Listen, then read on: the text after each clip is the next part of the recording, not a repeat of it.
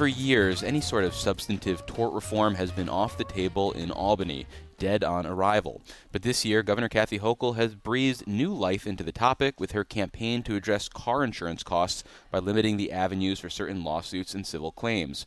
And regardless of the merits of this effort, it has opened the door, at least a little bit, to the idea that additional sacred cows at the Capitol, like New York's law governing liability for injuries on construction sites, may also be ripe for reconsideration. For more on that topic, we're joined on the Capitol Press Room by Elizabeth Crowley, president of the Building Trade Employers Association, which recently put out a report on New York's Scaffold law that argues it makes construction costs demonstrably more expensive here in the Empire State. Thanks for joining us, Elizabeth. Thanks for having me on your program, Dave. Well, for listeners who aren't familiar, can you explain how the Scaffold law works, both in terms of the types of projects that are generally covered, as well as how the liability distribution will be assigned for a fall on a construction site, including in cases where a worker's negligence may have contributed to their own injury? When an injury happens that is gravity-related, someone could fall or trip or something from a height can hit them, then there is opportunity to put in a claim. And these claims have increased significantly over the years, that it has impacted the cost of doing business in New York, so much so that it's prohibited smaller companies from obtaining insurance, to companies closing because they couldn't sustain their business with the costs that are rising.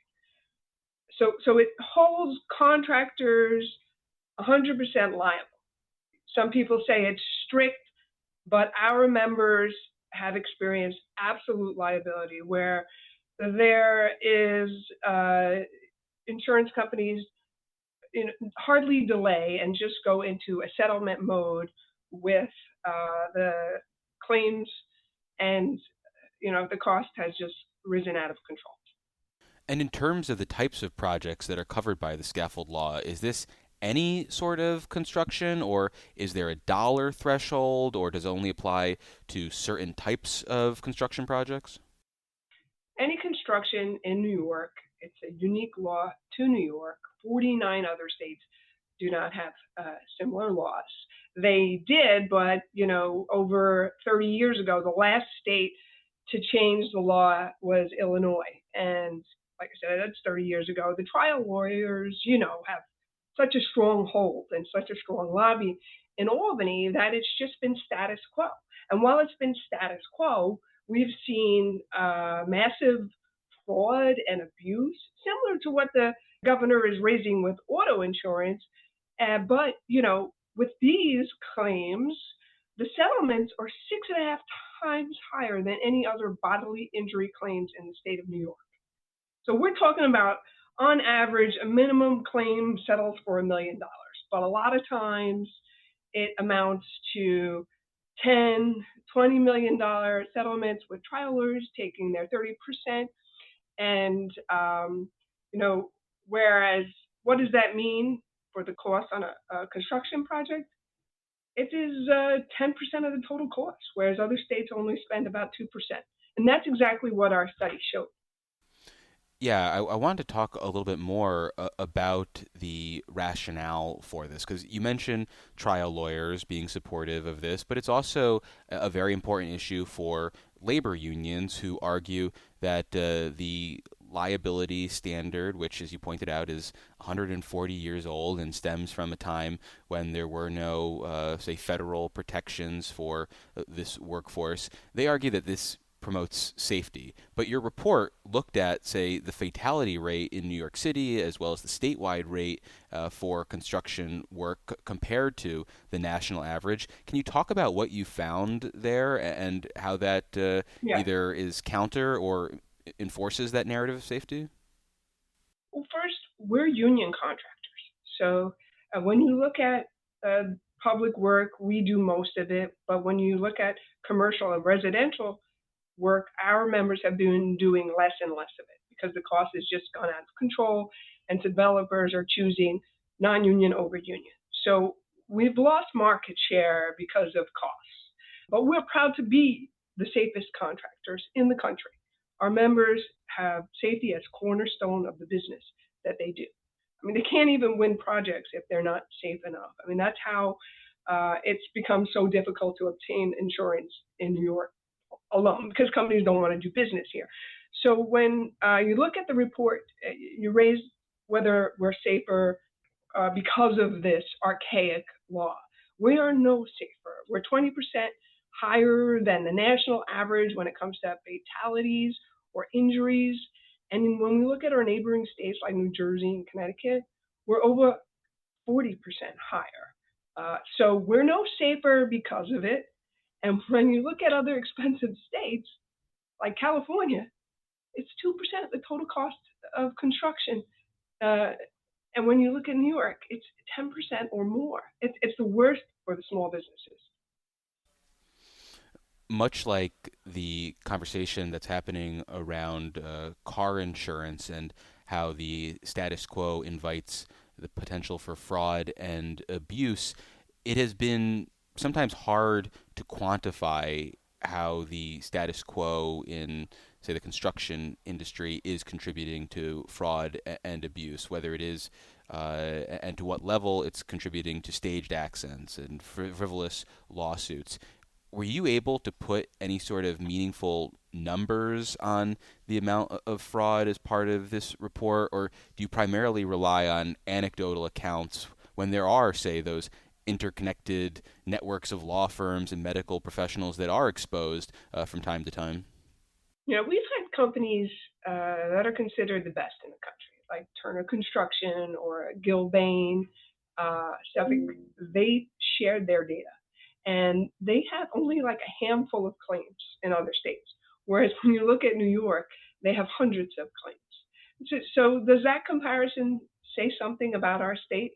I think that it's hard to quantify exactly how much is fraudulent or abused, but the way the law is interpreted by the courts, being that our contractors are held 100% liable, it opens it up for it's ripe for fraud and abuse. And what we do know is that in 20 years, when you look back on a major project like Vornado shared recently their numbers when they built the Bloomberg building, they were looking at just 4% of the total cost of their project went to insurance costs. That was 20 years ago. Now it's 10 to 12% on their major high-rise projects. That shows that even though this law has been status quo for 140 years, it's worse today. So more claims are happening today. The settlements are higher, and we're looking for reform. Well, before we talk about reform, let me reintroduce you. For listeners just joining us, I'm David Lombardo, and this is WCNY's The Capitol Press Room, and we're speaking with Elizabeth Crowley, president of the Building Trade Employers Association.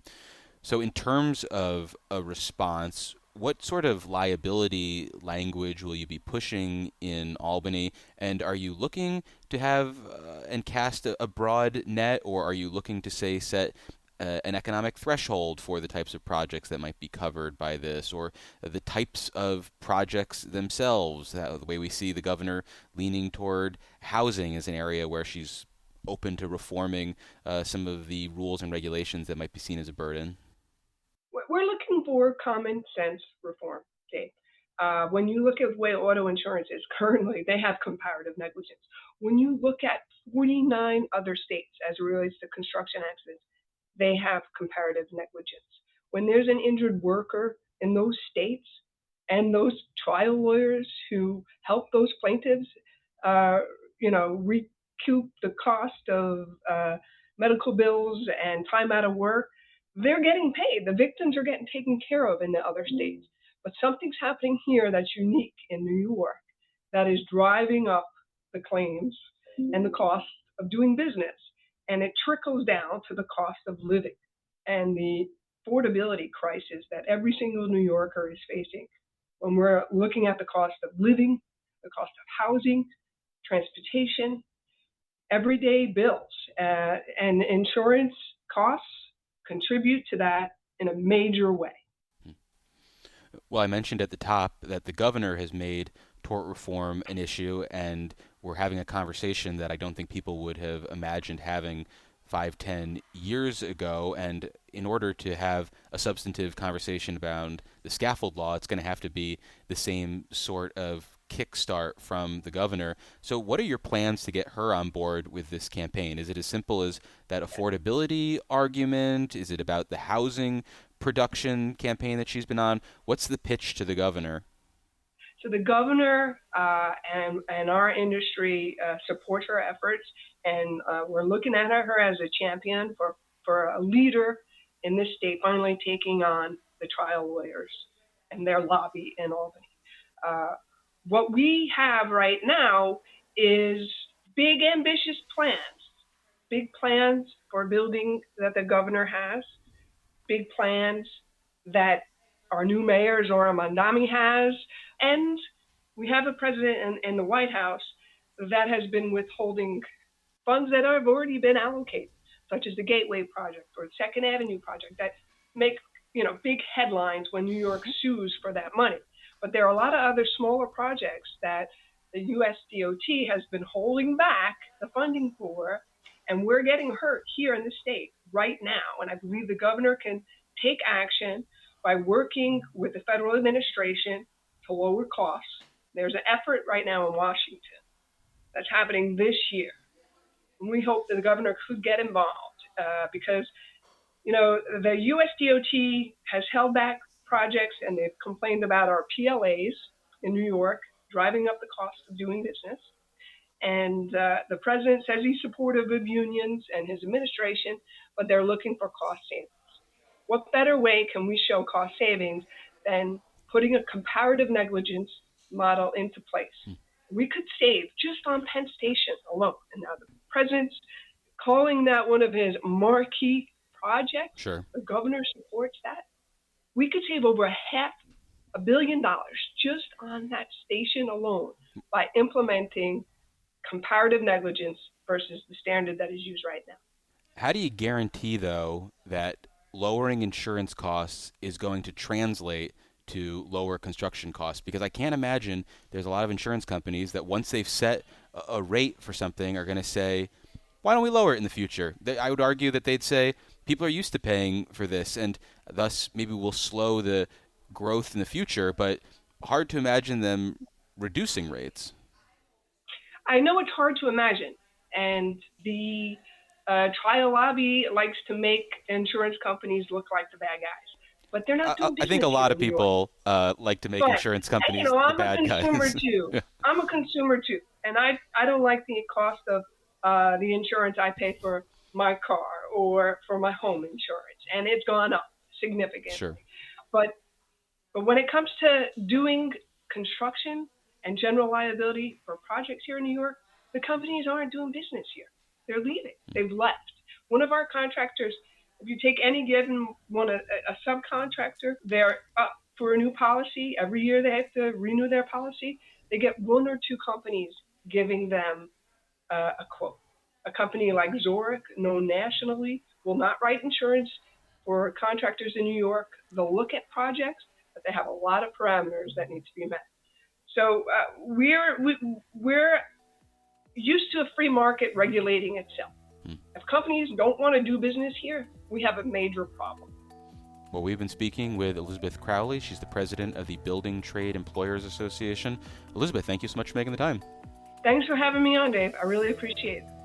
And we'll link to the report commissioned by the Building Trade Employers Association in the episode notes, which you can find at capitalpressroom.org or wherever you download your favorite podcast. Support for the Capitol Press Room is provided in part by the Lawsuit Reform Alliance of New York. Fraud and lawsuit abuse impact car insurance costs for New Yorkers. Reforms are being proposed to mitigate their impact. Information on these reforms is available at keepnewyorkaffordable.org. Support for the Capitol Press Room comes from O'Donnell & Associates, a public affairs firm providing strategic guidance to businesses and nonprofits on navigating policy and regulatory issues. More information is available at o'donnellsolutions.com.